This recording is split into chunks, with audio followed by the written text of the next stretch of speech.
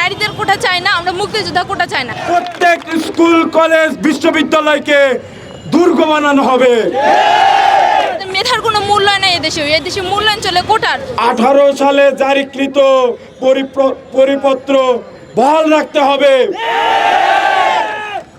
আন্দোলন তো 2018 সালে শুরু হয়েছে এবং 2018 সালে এটা বাতিলও করা হয়েছে। তার ঠিক 6 বছর পরে এটা হাইকোর্ট পুনরায় জারি করছে। আমরা মনে করি হাইকোর্টের এই রায়টা সংবিধানের পুরোপুরি বিরোধী, কারণ সংবিধান যেখানে আমাদের সমতার কথা বলে, হাইকোর্ট সেখানে মুক্তিযোদ্ধার মাধ্যমে বৈষম্যের সৃষ্টি করে।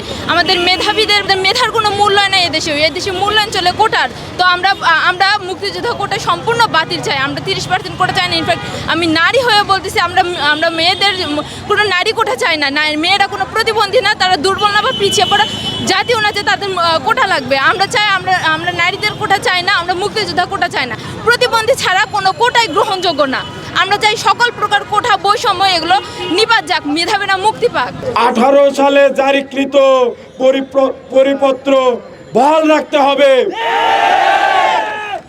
যদি তা না হয় তাহলে আমরা বাংলাদেশের সর্বাত্মক আন্দোলন করে স্কুল কলেজ পর্যায় পর্যন্ত পৌঁছে যাব এবং বাংলাদেশের রাস্তাঘাট সব কিছু বন্ধ করে দেব। তখন সর্বাত্মক ক্লাস পরীক্ষা বর্জন চলবে।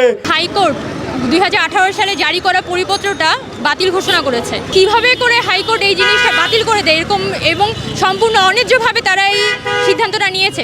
আমাদের পুরো আন্দোলনের দাবিটাই হচ্ছে যে আমাদের যেহেতু সামনে চাকরি পরীক্ষাগুলো আছে, এই স্টুডেন্টগুলো কিন্তু সিরিয়াস সাফারার হতে হবে। সেই পরিপত্রটা যাতে তারা পুনর্বহাল করে, এটাই আমাদের বর্তমান কথা। আর যদি গভর্নমেন্ট পরবর্তীকালে মনে করে যে তার কোটাটার পুনর্বিন্যাস করতে হবে, তাহলে আগে সে একটা স্টে অর্ডার দিয়ে অন্তত যারা এই মুহূর্তে পরীক্ষাগুলো দিচ্ছে তাদের উপর যাতে জুলুম না হয় সেটা নিশ্চিত করুক। এরপরে গিয়ে সে তার কোটার পুনর্বিন্যাস করুক। কিন্তু বর্তমানে যেটা হাইকোর্ট হুট করে পরিপত্রের উপর একটা বাতিল করে দিল, সেটা কিন্তু খুবই ছাত্রদের সাথে একটা অন্যায্য ঘটনা ঘটেছে। আমাদের একটা প্রতিনিধি দল হাইকোর্ট বরাবর অ্যাটর্নি জেনারেল বরাবর স্মারকলিপি দিতে যাবে। আমাদের দাবি 30 তারিখের মধ্যে যদি মানে তবে তো ভালো, আর যদি না মানে তবে সর্বাত্মক আন্দোলন করা হবে। প্রত্যেক স্কুল কলেজ বিশ্ববিদ্যালয়কে দুর্গ বানানো হবে। সাধারণ ছাত্রদের বিরোধী, সংবিধান বিরোধী, গণমানুষের আকাঙ্ক্ষার বিরোধী এই রায় ছাত্র সমাজ ঘৃণা ভরে প্রত্যাখ্যান করছে।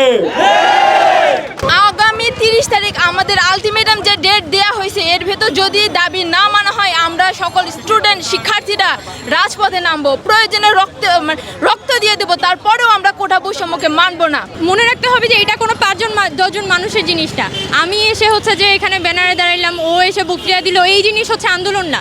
আন্দোলন আমি কতটুকু আর্টসটা ফিল করি এখানে যাওয়ার, একটা সাধারণ স্টুডেন্ট, সেই স্কুল হোক, কলেজ হোক, ইউনিভার্সিটি হোক, তার যদি মনে হয় যে এই যে 30% মুক্তিযোদ্ধা কোটা পুনর্বহাল করা হয়েছে এটা অন্যায্য, সেটাকে অবশ্যই তার নিজে এগিয়ে এসে কথাটা বলা উচিত। যদি এখানে এখানে যারা আয়োজক তারাও যদি এখানে জিনিসটা থামিয়ে দেয় বা ওই জোরটা না পায়, তাহলে একটা সাধারণ ছাত্রেরই উচিত সেখানে এসে সেটা ওই কোটার বিরুদ্ধে দাঁড়ানো। সংবিধানের মূল কথা সুযোগের সমতা, মুক্তিযুদ্ধের মূল কথা সুযোগের সমতা, 71-এর মূল কথা সুযোগের সমতা।